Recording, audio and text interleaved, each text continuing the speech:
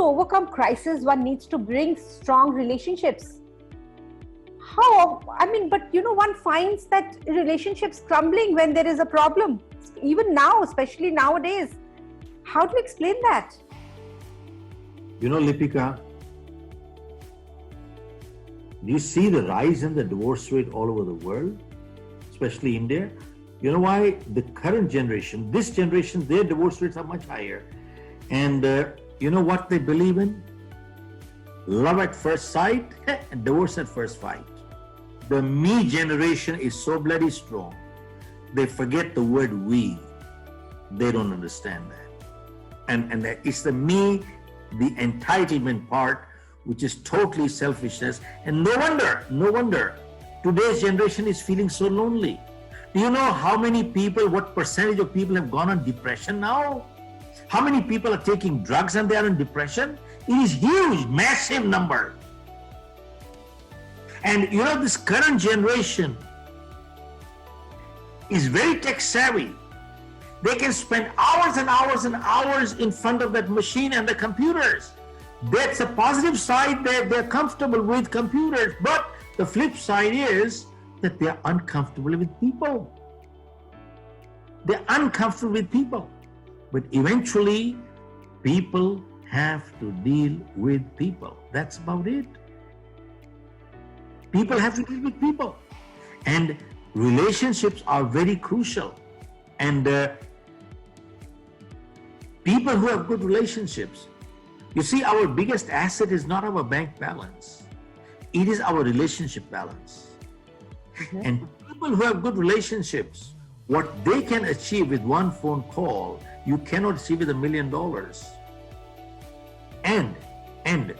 But you see, there are many people who join associations, organizations, the Chamber of Commerce's, Lions and the Rotaries, to build what?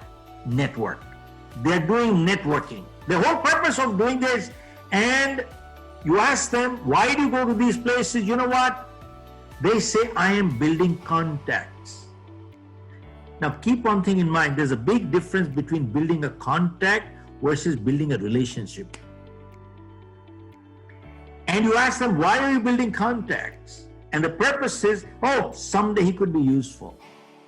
He's a lawyer, he's a doctor, he's a cop, he's a politician, he's a mafia, he's a gunda, he's a whatever it is. Someday he could be useful. You can never build relationship with people like that. They are parasites, rascals, selfish people. They're only takers. They have not learned to give in life. That is not the way. And 99% people do that.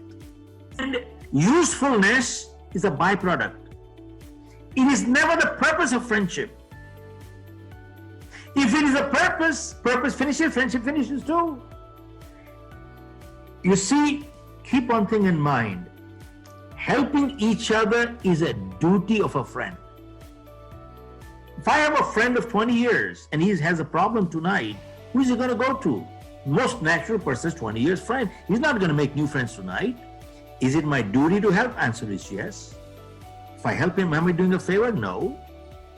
And if I don't help, am I behaving like a friend? No. Keep in mind, helping each other is a duty of a friend, but it is always incidental to friendship, never the purpose of friendship. It can never be the purpose. That is where you need to build relationship. And relationships are only built by adding a value addition to another person's life. You need to learn to give in life.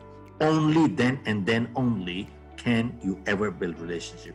Otherwise you can't. If you're only a selfish taker, man, pack up and get out.